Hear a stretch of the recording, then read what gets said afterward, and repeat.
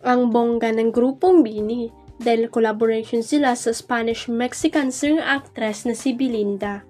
Magkakaroon kasi ng Latin remix ang kanilang bagong hit song na Blink Twice na tatawaging Dos Veces Remix. Sa nasabing remix ay makakasama nga nila si Belinda na sikat ngayon sa Mexico at sa iba pang Latin American countries. Lumabas na sa iba't ibang telenovela at pelikula si Belinda gaya ng Baywatch at ang latest ang seryosong Who Killed Him. Patok din siya bilang singer na mayroong 2.4 million followers at 11.5 million monthly listeners sa streaming platform na Spotify. Sa nilabas na teaser ng Blink Twice o Dos Veces Remix ay mapapakinggan ang Spanish rap part ni Belinda na nagbigay ng bagong flavor sa nasabing kanta. Mas papalakisin pa ng collab na ito ang presence ng BINI at ng kanta nilang Blink Twice sa Latin American market. Sa ngayon ay mayroon na ring 9.2 million streams sa Spotify ang Blink Twice mula nang ilabas ito noong February 13.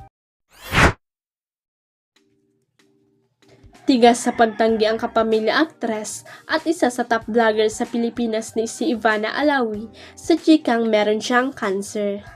Nakachika ng bandera at ilang piling miyembro ng entertainment media si Ivana sa kanyang pa-Thanksgiving nung nakaraang March 7 sa isang bagong resto sa Quezon City.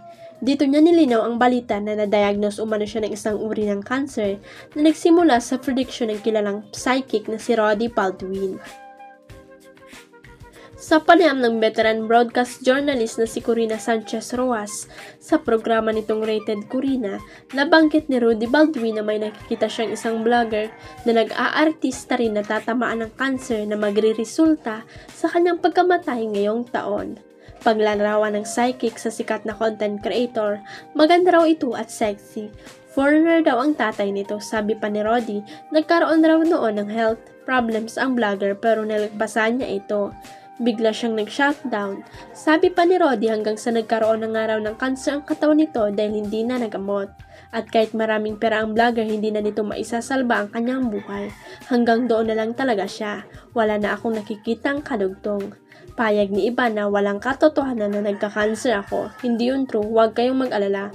Actually, ito lang nung last week, nagkatrangkaso kasi kapag sunod-sunod talaga ang trabaho, so far yun pa lang ay much better now. Anya pa. Yung mama ko nag-aalala dun, sabi ko huwag kang mag-alala, wala tayo niyan, sabi pa ng dalaga. Huwag kalimutang i-click ang subscribe button at i-ring ang notification bell para sa latest at legit chika updates.